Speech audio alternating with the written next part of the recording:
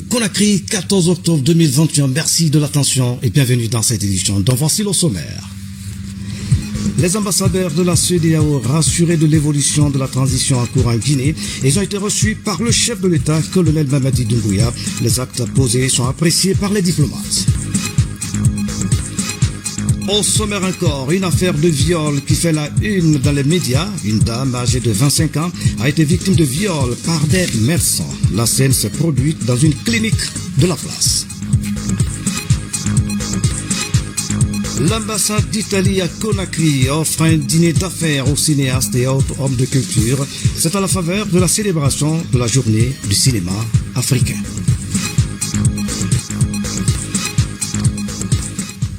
Mesdames et messieurs, bonsoir. Le chef de l'État, président de la transition, colonel Mamadi Doumbouya, a reçu ce jeudi en audience les ambassadeurs de la CEDEAO en poste à Conakry.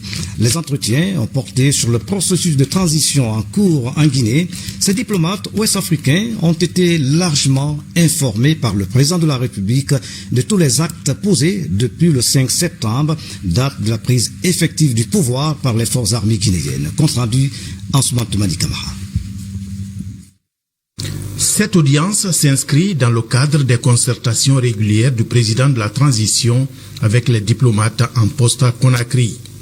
Ces ambassadeurs de la CEDEAO ont été introduits auprès du président de la République par le Premier ministre en présence du ministre secrétaire général de la présidence de la République, des hauts cadres de la présidence et du ministère des Affaires étrangères. Dans son adresse aux ambassadeurs de l'organisation ouest-africaine, colonel Mamadi Doumbouya est revenu sur les circonstances qui ont amené l'armée guinéenne à prendre ses responsabilités pour sauver le pays d'un éventuel chaos. La Guinée, avec sa vocation panafricaine, est parmi les membres fondateurs de toutes les organisations africaines. Et le pays reste fidèle à cet engagement de demeurer membre à part entière de ces organisations, a rappelé le président de la transition. Sur le déroulement du processus de la transition et de sa durée, colonel Mamadi Doumbouya a rassuré les ambassadeurs de la CEDEAO. Nous sommes conscients que la question du délai de la transition cristallise des débats et des attentions. Sur ces sujets, je voudrais réitérer devant vous, messieurs les ambassadeurs, que notre volonté ferme et inaltérable est de mettre les Guinéens ensemble pour décider, bien entendu, de l'avenir qu'ils souhaitent pour leur pays et des fondations irréversibles cette fois-ci qui doivent poser pour ce faire. C'est en tenant compte de cette exigence d'un chronogramme réaliste et consensuel sera élaboré avec l'ensemble des forces vives du pays. Dans cette œuvre, nous espérons bénéficier de l'accompagnement de la CEDEAO et pouvoir tirer profit de son expérience dans la conduite de la transition, tout comme d'ailleurs de celle d'autres pays de la sous-région. Je vous donne l'assurance que le Comité national du Rassemblement pour le développement et le gouvernement seront à l'écoute de vos préoccupations, de vos conseils et de vos recommandations, parce que nous avons un destin lié et un avenir partagé. En réponse, les diplomates de la communauté économique de l'Afrique de l'Ouest ont tour à tour pris la parole pour apprécier la démarche des nouvelles autorités guinéennes qui consiste à maintenir ce cadre de dialogue permanent avec l'ensemble des partenaires du pays. Ils ont aussi réitéré, au nom de leurs pays respectifs, leur volonté d'accompagner la Guinée en ce moment particulier de l'histoire du pays. Excellence. Merci. On est content que vous nous considérez comme famille et nous appelez tout d'abord pour écouter le processus de transition que vous êtes en train de...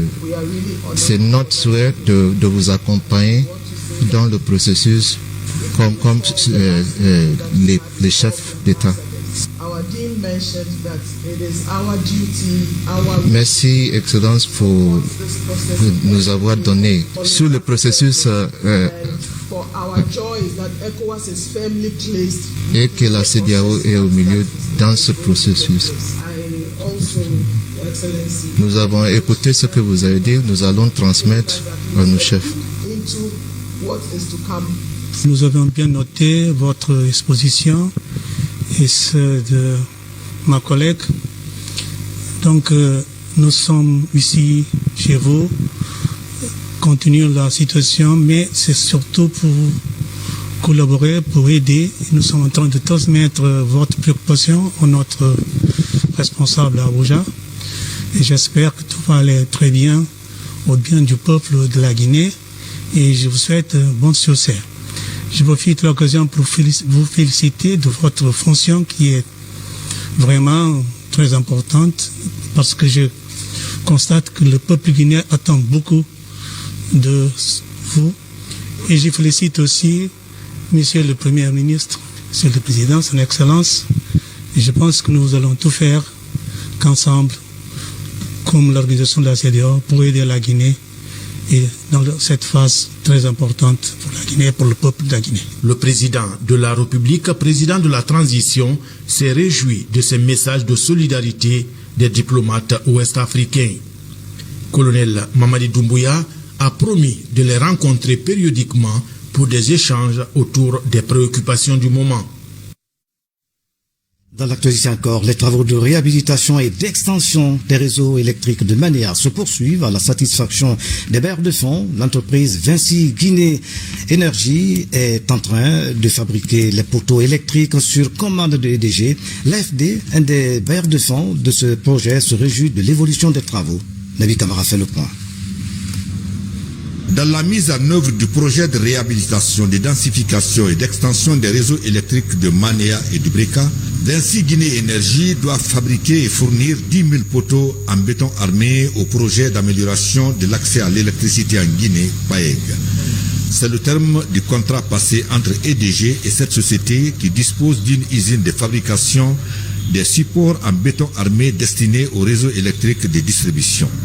Pour s'assurer de l'exécution de ce contrat, EDG, en sa qualité de maître d'œuvre du projet, est venu avec une mission de l'AFD, l'Agence française de développement, l'un des bailleurs de fonds à Dubreka, où Vinci Énergie a installé son unité de production des poteaux. Vinci Énergie Guinée, on a gagné 2 projets dans la préfecture de Dubreka et Koya. Financé par l'AFD, c'est l'Agence française de développement. Donc aujourd'hui, on est là pour une visite du bailleur et du client EDG, Électricité de Guinée, en présence aussi de l'ingénieur conseil Kabira. Ils sont venus pour rendre visite et pour voir, illustrer l'avancement réel de notre unité de fabrication et de voir l'avancement du projet du Breka et Koya. Donc ils ont vu l'avancement déjà de l'unité qui est déjà mis en route. On fabrique déjà on fait sortir les poteaux béton. Tout à l'heure, on a discuté aussi de l'évolution sur le terrain qui va démarrer d'ici peu. Dans 2 semaines, on va évoluer sur le terrain, principalement dans du Breka, et juste après, on va évoluer sur Koya. Pour le chef de projet de Vinci Énergie Guinée, la création de leur unité de production des poteaux en béton armé à Dubreka vise à contribuer au développement de la région par la valorisation exclusive des ressources et de la main-d'œuvre locale par l'emploi d'environ 70 personnes. Chronique à Conakry depuis quelques jours. Une jeune dame de 25 ans aurait été violée par des médecins au quartier Anta dans la commune de Matoto. Après l'acte de viol, l'état de santé de la victime s'est aggravé. La jeune dame est en ce moment hospitalisée à l'hôpital d'Yasdine. Les enquêtes sont ouvertes pour retrouver les auteurs de ce viol. Alpha Isiagaba suit le dossier. Regardez. C'est dans cette clinique qu'une dame a traversé l'un des moments les plus douloureux de sa vie. Dame Silla, 25 ans, aurait été violée par des médecins traitants il y a de cela un mois, 19 jours. Nous sommes dans le quartier Anta, commune de Matoto, en haute banlieue de Conakry. Après l'acte, la victime a eu de complications sanitaires. Anxieuse, Dame Silla va se diriger dans une autre clinique à Dapompa où elle a été opérée 3 fois de suite pour motif de prototype opératoire le 30 août dernier. Il y a une jeune dame qui est venue dans une clinique à Anta, où elle était venue pour une consultation, mais très malheureusement, elle a été endormie par l'un des médecins. Ils ont profité pour procéder à sa violation, ils l'ont violée. Et très malheureusement, dans ce taxe aussi, il y a une grossesse. Et au cours de la grossesse, donc, la dame est venue, ils ont cherché à faire un avortement. Et cet avortement aussi a tourné de mal en pire, c'est qu'il y a eu vraiment des accidents au cours de cet avortement. Et par la suite, ils ont eu des interventions, c'est-à-dire 2 opérations dans la dite clinique, qui n'a même pas un nom, donc c'est une fausse clinique, une clinique clandestine, illégale. Alors ainsi, la patiente a été orientée vers la clinique de Dr Cissé où nous sommes maintenant. Mais malheureusement, dans cette même clinique aussi, on a trouvé vraiment qu'il y a des vices de forme. En ce sens qu'il y a eu 3 interventions chirurgicales qui sont soldées par des échecs. Parce que pour preuve, il n'y a pas un bon suivi, mais c'est qu'il y a des faux médicaments qui sont utilisés aussi pour le suivi de la patiente. Regardez une patiente qui a opéré 3 fois, aucune trace dans le résis. Ça c'est un. Deuxièmement, voilà l'antiseptique utilisé par le centre, c'est cette clinique. L'antiseptique expire le 4 mois 2020. Donc déjà, au lieu de parler de cicatrisation, c'est que c'est la soupiration. Est-ce que cette plaie pouvait être cicatrisée avec des mauvais médicaments? Troisièmement, ces médicaments sont tous ramassés sur le marché noir. Il est là, il a avoué. Donc, c'est ces remarques ici qui caractérisent le mauvais comportement, même de certains titulaires qui évoluent aujourd'hui dans nos quartiers. L'acte qui s'est passé là, quand même, malheureusement pour nous, parce qu'on a reçu le patient, la patiente n'était pas dans un bon état, franchement, parce qu'elle a soigné beaucoup de services avant d'être là. Malheureusement pour nous, on est inclus dedans. Pas moins de 5 jours, Dame Silla est admise à l'hôpital national Ignace Dine dans un état critique. Aujourd'hui, elle est visiblement désemparée.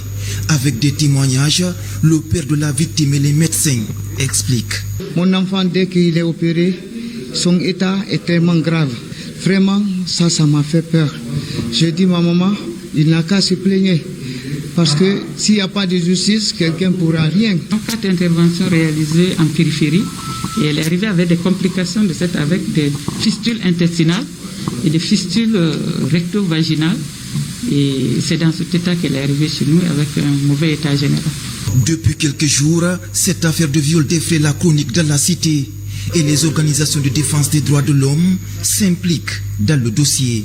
Je pense qu'il faut continuer, il faut soutenir cette femme pour que d'autres personnes aient le courage. Et il faut saluer sa bravoure, elle est très forte. Sinon, une personne qui subit 5 interventions chirurgicales, je pense que ce n'est pas donné à tout le monde de tenir bon. Elle tient bon, elle a le moral haut et elle espère être accompagnée par tout le monde.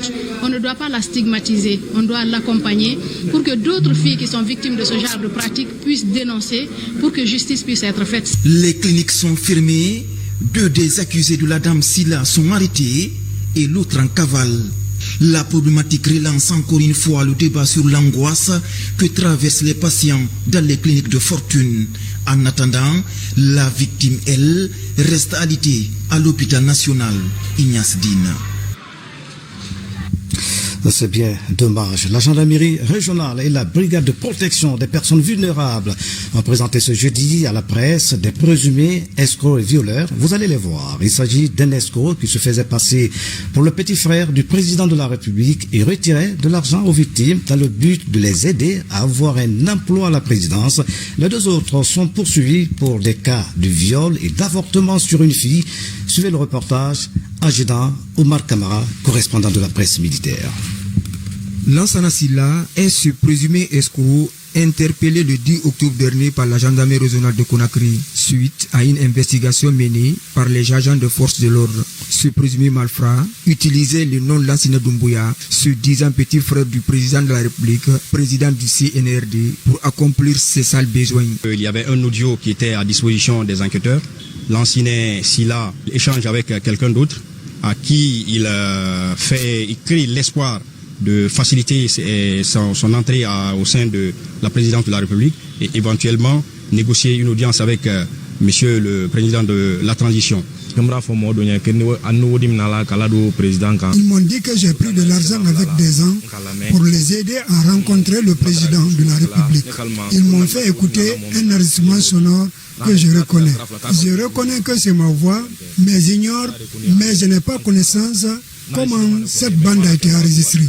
De l'escroquerie au viol, 2 médecins sont présentés par la brigade de protection des personnes vulnérables.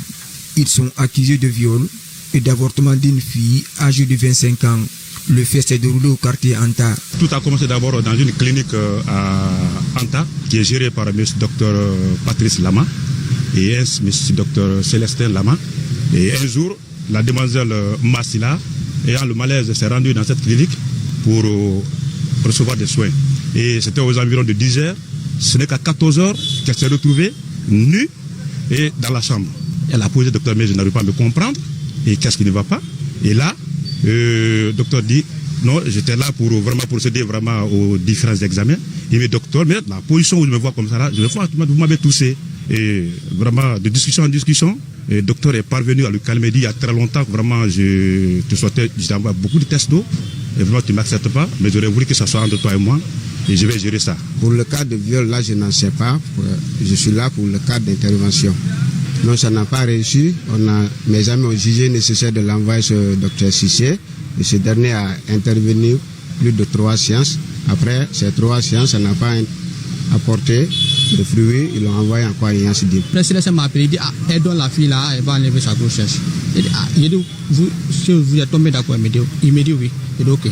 On a procédé à l'intervention, c'est-à-dire l'opération pour l'avortement. L'opération n'a pas réussi. C'est à travers les méthodes médicales.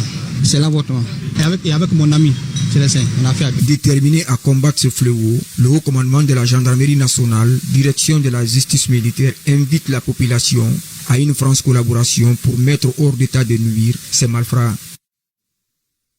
Communiqué avant de poursuivre cette édition d'information conformément aux dispositions du décret numéro D 95-250 PRG SGG du 1er août 1995 instituant les fêtes légales en République de Guinée, le secrétaire général du ministère du Travail et de la fonction publique porte à la connaissance des travailleuses, travailleurs et agents des secteurs publics et mixtes et privés que la journée du lundi 18 octobre 2021, lendemain de la date anniversaire de la naissance du prophète Mohammed, pays salut sur lui, est déclaré férié, chômé et payé sur toute l'étendue du territoire national.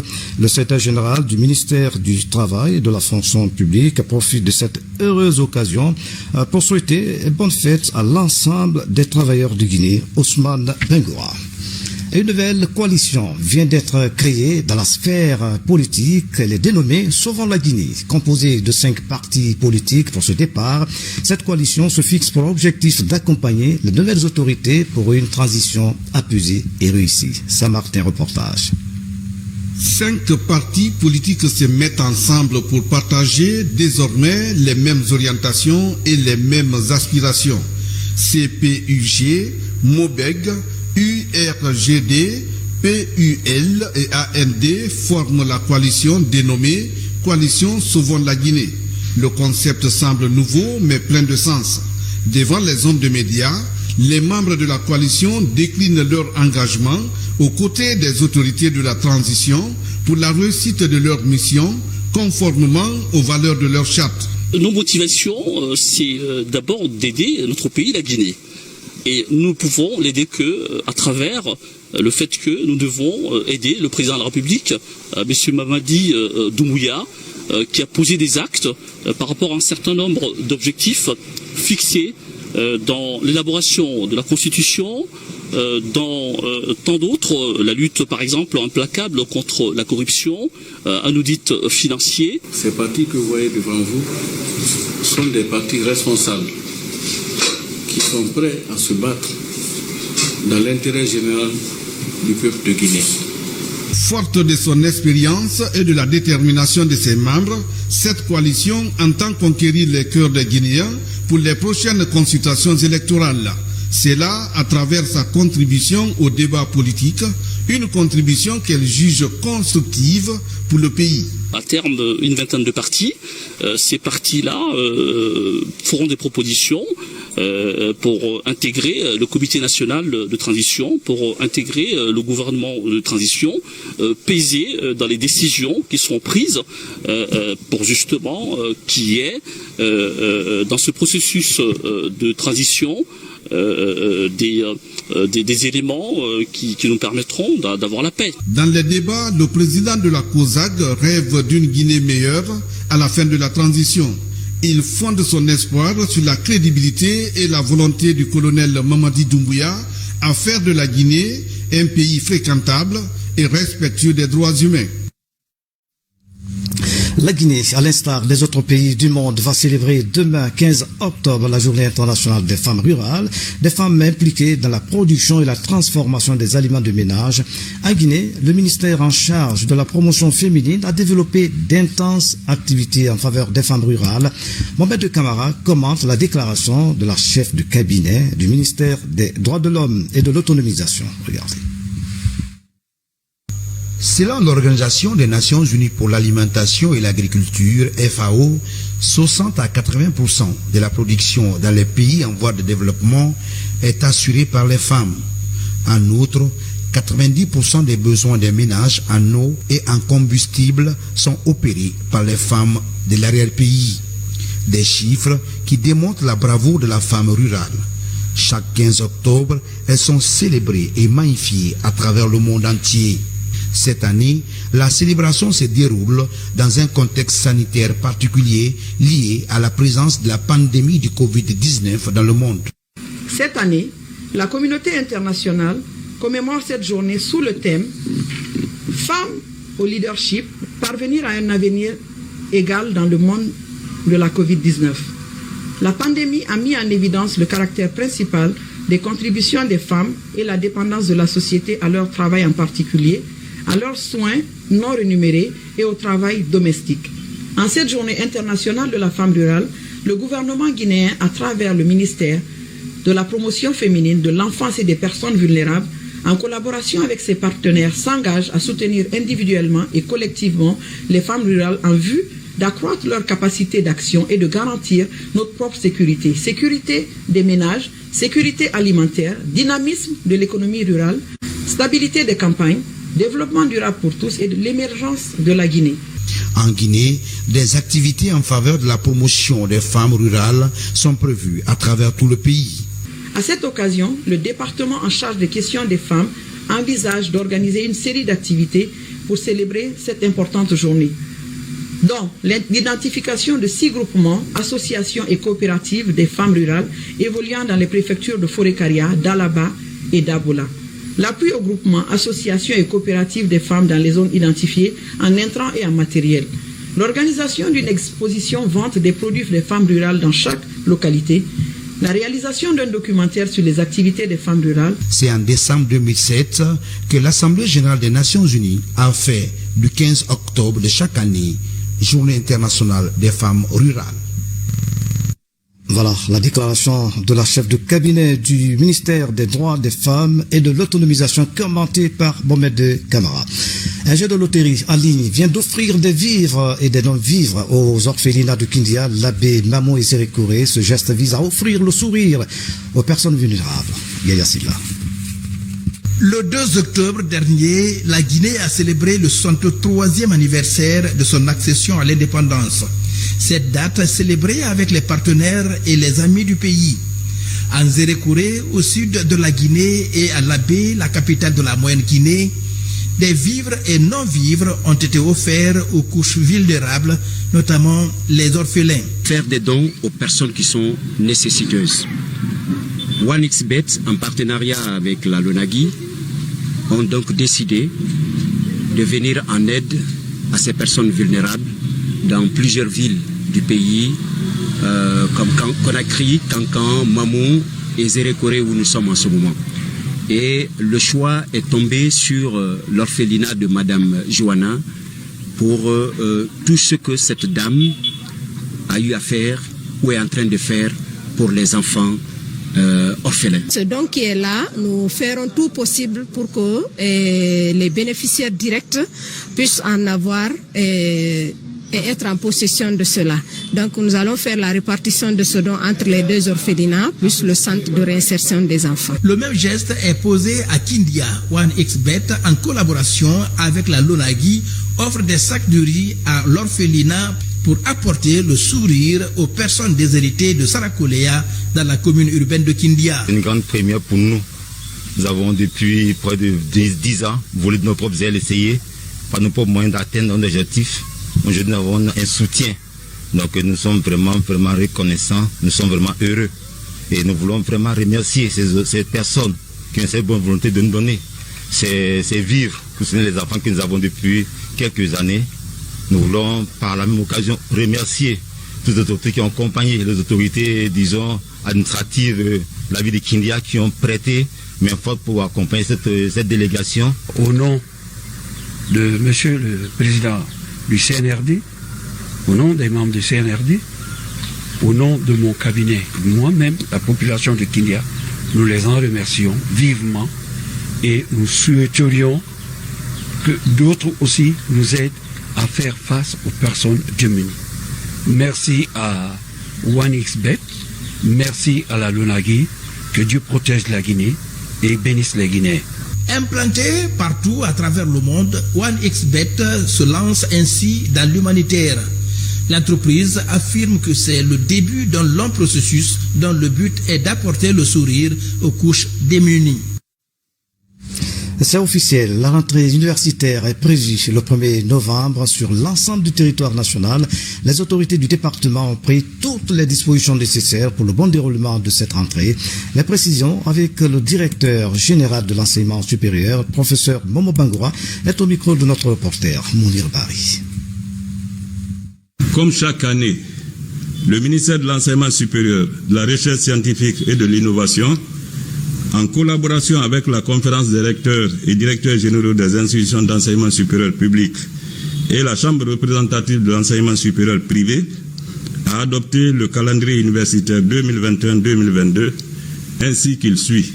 La date de la rentrée universitaire est fixée au lundi 1er novembre 2021 à 8 heures sur toute l'étendue du territoire national. L'année universitaire ainsi délimitée est découpée en 2 semestres académiques. Le premier semestre, du lundi 1er novembre 2021 au samedi 26 février 2022. Le deuxième semestre, du mardi 1er mars 2022 au samedi 30 juillet 2022. 2 congés sont accordés conformément au calendrier suivant. Congé de fin d'année, du vendredi 24 décembre 2021 au samedi 1er janvier 2022, avec reprise des cours le lundi 3 janvier 2022. Congé du mois d'avril, du jeudi 14 avril 2022 au samedi 23 avril 2022, avec reprise des cours le lundi 25 avril 2022.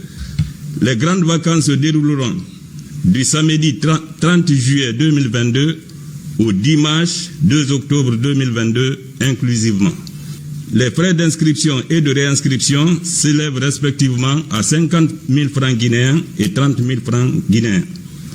Le ministère de l'Enseignement supérieur, de la Recherche scientifique et de l'Innovation invite tous les acteurs, notamment les recteurs et directeurs généraux des institutions d'enseignement supérieur public, les fondateurs des institutions d'enseignement supérieur privées, à prendre toutes les dispositions nécessaires pour un déroulement correct de l'année universitaire 2021-2022. Culture, l'ambassade d'Italie vient d'offrir un dîner d'affaires aux cinéastes de Guinée. C'est à la faveur de la célébration de la journée du cinéma africain. Cette année, l'accent a été mis sur l'industrialisation du cinéma guinéen. Reportage Moussa Mikini, Mariam Kamara. L'industrie du cinéma et de l'audiovisuel présente un fort potentiel économique pour les États. Elle constitue un levier de promotion de la diversité culturelle d'un pays.